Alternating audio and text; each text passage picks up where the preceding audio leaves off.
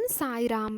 என் அன்பு பிள்ளையே, உன் கஷ்ட காலங்கள் இதோ முடிவுக்கு வந்துவிட்டது. நீ இழந்தது அனைத்தும் உன்னிடம் வந்தடையும் நேரம் வந்துவிட்டது. இந்த கடந்து போன கடினமான நாட்களிலும் என்னை மறவாமல் எனக்கு அன்புடன் அமுது படைத்த உன்னை நினைத்து ஏன் என் கண்களில் அருவியாக கண்ணீர் பெருகுகிறது? சாயி இருக்க எனக்கென்ன துன்பம் வந்துவிடும் என இருந்த உன்னுடைய வாழ்வு மற்றவர்களுக்கு உதாரணமாக போகிறது. நீ விதைத்த நற்செயல்கள் என்ற விதைகள் விருட்சமாக வளர வேண்டிய நேரம் வந்துவிட்டது. அது கனி கொடுக்கும் காலம் மிக அருகில்தான் உள்ளது. அதை என்னுடன் சேர்ந்து ருசிக்க நீ தயாராக இரு.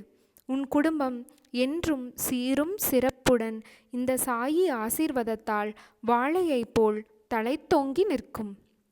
நான் சில நாட்களாக உன்னை உன்னிப்பாக கவனித்து கொண்டுதான் வருகிறேன். பாசம் பாசம் என ஏங்கி அந்த மாயையில் சிக்கி உருகுலைந்து விட்டாய். உண்மையான பாசத்திற்காக நீ ஏங்கும் ஏக்கத்தை காண என்னால் முடியவில்லை. இது மாயை நிறைந்த உலகம் என எத்தனையோ வழிகளில் உனக்கு அறிவுறுத்திவிட்டேன். ஆனால் நீ திரும்ப திரும்ப அந்த மாய வலையில் சிக்கிக்கொண்டு வெளியே வர தெரியாமல் தவிக்கின்றாய். இப்போது உனக்கு ஒன்று சொல்கிறேன் கேள்.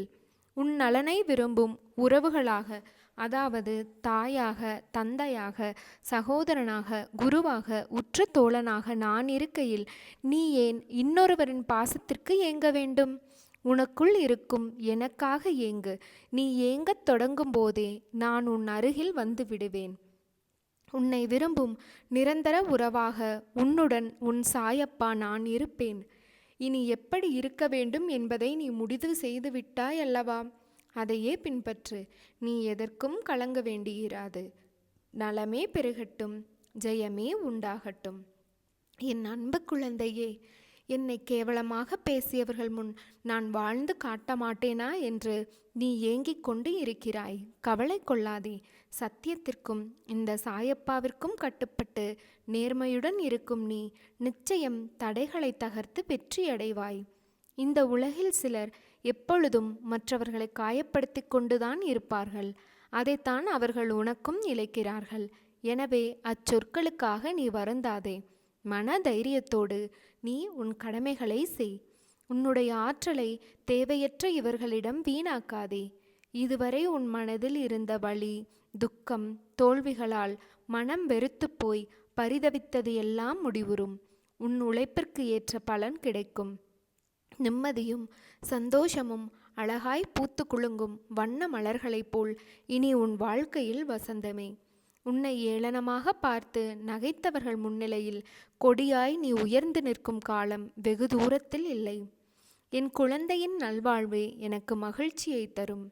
நீ நிச்சயம் தடைகளை தகர்த்து வெற்றி அடைவாய். நான் அடைய வைப்பேன். நீ ஜெயமாக நல்ல ஆரோக்கியத்துடன் இருப்பாய். என் குழந்தையே, மனதில் ஏன் இவ்வளவு குழப்பம்? ஒரு இடத்தில் இப்படி நிலையில்லாமல் இருந்தால் எப்படி உன் வாழ்க்கையை நீ வாழ முடியும்? மனதில் இருக்கும் அனைத்து பிரச்சனைகளுக்கும் காரணம் நீ நல்லது கெட்டது என எல்லாவற்றையும் குவித்து வைத்துள்ளாய். நல்ல நிகழ்வுகளை மனதில் பதிந்து இருந்தால் பிரச்சனை இல்லை. ஆனால் நீயோ எதிர்மறை நிகழ்வுகளை உன் மனதில் பதிந்து வைத்து இருக்கிறாய். அதுதான் உன் எண்ணங்களையும் பாதிக்கின்றது. மறக்க வேண்டும் என்று சில விஷயங்கள் இருக்கிறது. அதுதான் உன் நிம்மதிக்கு நல்லது. இப்படி சஞ்சலம் அடைந்து இருப்பதால் தான் உன் குறிக்கோளில் நீ பயணிக்க தடுமாறுகிறாய். தெரிந்தோ தெரியாமலோ மனித உள்ளங்கள் செய்யும் தவறு. அதற்கு அவர்கள் சில நிகழ்வுகளை சந்தித்துத்தான் ஆக வேண்டும். அதற்காக பயந்து உன் வெற்றியை நோக்கிய குறிக்கோளில் இப்படி தடுமாறுகிறாயே. வலி என்றவுடன் சாயென்றே உச்சரித்து சொல்லி வழியை தாண்டு வருகிறாய். அதே போலவேதான் சஞ்சலமுமான நிலையும் உன் நிம்மதிக்கு தரும் வழிதானே. அதில் ஏன் என் பெயரை சொல்ல உன் நாவு வரவில்லை? துன்பத்தைக் கண்டு எவ்வளவு தூரம் ஓடுவாய்? ஒரு இடத்தில் ஒரு நாள் நின்றுதான் ஆக வேண்டும். அந்த தருணத்தில் துன்பம் உன் கழுத்தை நெரிக்கும் போது திணறுவாய். அதற்கு முதலிலேயே நீ அதை எதிர்த்து நின்று போராடு.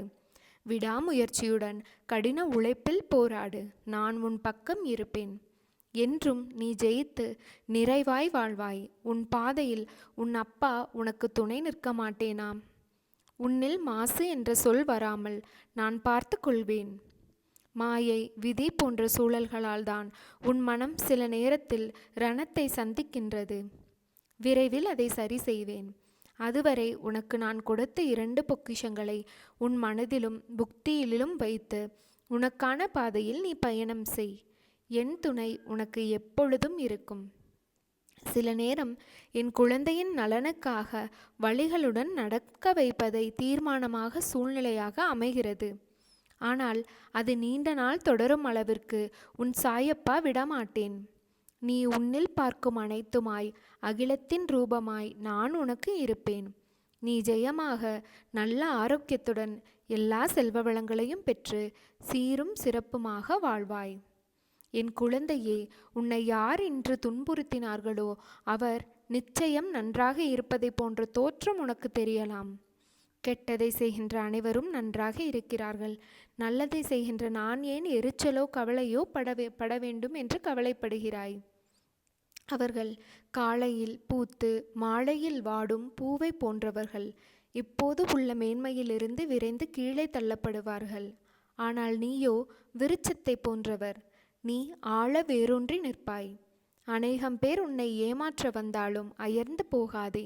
எத்தனை இழப்புகள் வந்தாலும் சோர்ந்து போகாதே. நான் ஆழமாக வேர்விட்டிருக்கும் விருட்சம் என்று சொல்லிக்கொள். நீ மலர்கள் மட்டுமல்ல, கனிகளையும் தருவாய். அதன் மூலம் வருகின்ற நன்மை பலருக்கு பயனாக இருக்கும். நான் இன்று கஷ்டப்படுவதை போலதான் நம் எதிரில் இருப்பவரும் ஒரு நாள் துன்பத்தை அனுபவிக்கப் போகிறார்கள் என்பது உனக்கு தெரிந்துவிட்டால் நிச்சயம் அவர்கள் மீது நீ கோபம் கொள்ள மாட்டாய். அவர்களுக்காக பரிதாபப்படுவாய். இன்று நான், நாளை நீ என்று சொல்லிக்கொள்வாய். உனக்கு தவறு இழைத்தவர்களை பார்க்கும்போது இவரும் தண்டனைக்கு தயாராகிறார் என்பதை தெளிவாக தெரிந்து அவர்களுக்காக பரிதாபப்படு. எந்த சூழ்நிலையிலும் நீ பாதிப்படைய மாட்டாய். ஏனெனில் உன் மனதை படிக்கின்ற நான் நிச்சயம் பல வெகுமதிகளை உனக்கு அள்ளித் தருவேன். இது இந்த சாய் தேவாவின் சத்திய வாக்கு. ஓம் ஸ்ரீ சாய்ராம். சாய் பக்தர்கள் தினமும் இதை 3 முறை சொல்லிவாங்க, உங்களுக்கு நல்லதே நடக்கும். நான் என்னுடைய வாழ்நாளில் யாருடைய உடலுக்கும் மனதிற்கும் துன்பம் தரமாட்டேன். துன்பப்படுபவர்களுக்கு என்னால் முடிந்த உதவிகளை செய்வேன். நான் என்னுடைய வாழ்நாளில் யாருடைய உடலுக்கும் மனதிற்கும் துன்பம் தரமாட்டேன். துன்பப்படுபவர்களுக்கு என்னால் முடிந்த உதவிகளை செய்வேன்.